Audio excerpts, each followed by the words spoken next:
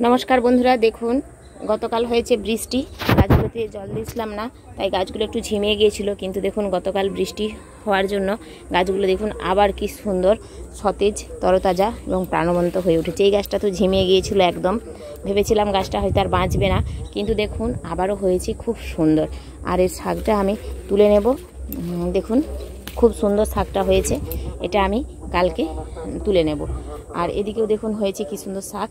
আর এদিকে দেখুন ড্রাগনের গাছগুলোর মধ্যেই এই হচ্ছে প্রত্যেকটি আমার ড্রাগনের ডাল থেকে তৈরি করা গাছ। দেখুন আমি প্রত্যেকটি ডাল থেকে তৈরি করেছি। আর এই যে ডোগাগুলো এইভাবে কেটে দিয়েছি, প্রত্যেকটি ড্রাগনের গাছের ডোগা আমি এভাবে দেখুন কেটে দিয়েছি, কারণ তাহলে অনেকগুলো ডাল বেরোবে। আর আপনাদেরও বলবো, আপনাদের যাদের ছাদ বাগানে ড্রাগন রয়েছে, আপনারা যারা নতুন, তারা কিন্তু এইভাবেই ড্রাগনের গাছের এই ডোগাগুলো কেটে দেবেন। দেখুন আমি এই একটা পরীক্ষা করার জন্য রেখেছিলাম, দেখেছেন এই যে ডোগাটা দেখুন এখান থেকে কেটে দিয়েছি, আর কত নতুন ডাল গজিয়েছে দেখুন। দেখুন 1 2 3 4 5 6, এদিকে 6, আর এদিকে দেখুন 7 8 9, দেখেছেন পুরো একদম 9টা ডাল একটা মাত্র ডোগা থেকে দেখুন 9টা ডাল গজিয়েছে, দেখেছেন। তো আপনাদেরও বলবো, এই যে এটাই হচ্ছে আমার পরীক্ষা। আমি আগে ওটা পরীক্ষা করে দেখলাম, তারপর গতকাল এসে দেখুন আমি প্রত্যেকটি ড্রাগনের ডাল কিন্তু কেটে ফেলেছি। তো আপনারা ওইভাবে ড্রাগনের ডালগুলো কিন্তু কেটে দেবেন।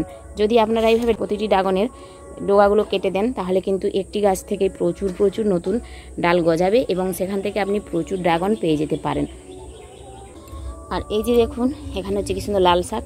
আর এই যে সজনের শাকটা দেখুন, সজনের শাকটা আমি কয়েকটা যে ডাল বসিয়েছিলাম, দেখুন ডাল থেকে হচ্ছে কি সুন্দর দেখুন সজনের শাক।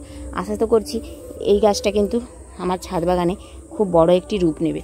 দেখেছেন এখানে 4টা ডাল আমি বসিয়েছি এবং 4টা ডালই কিন্তু বেঁচে গেছে। নিচের বাগানে মাটিতে লাগিয়েছি, সেগুলো কিন্তু এত সুন্দর হয়নি। আর ছাদ বাগানের গাছগুলোকে, যেহেতু এখানে আমার জলের ব্যবস্থা নেই, তাই ছাদ বাগানের সমস্ত গাছকে আমি নিচে নামিয়ে দিয়েছি। ওই দেখুন ওই যে আমার ওই যে উঠোনটা, যদিও ওখানেও আমার জায়গা নেই, ওটা আমার রাস্তা, দেখেছেন ওই যে উঠোনে দেখুন আমি পুরো উঠোনটা জুড়েই গাছগুলোকে সব রেখে দিয়েছি ওইভাবে, কারণ এখানে আমার জলের খুব সমস্যা। আর এই যে দেখুন এদিকে ছাদে এই ঘাসগুলো আমার পরিষ্কার করা হচ্ছে না, এগুলো আমি একদিন এসে পরিষ্কার করে এগুলোতে গাছ লাগাবো। দেখুন প্রচুর পরিমাণে ঘাস হয়ে গিয়েছে, এই ঘাসগুলো আমি কালকে এসে এখানে পরিষ্কার করব অবশ্যই। আর এই যে দেখুন এখানেও রয়েছে কিছু শাক, আর ওদিকটাতে দেখুন হয়েছে একটা ঝিঙে, দেখেছেন।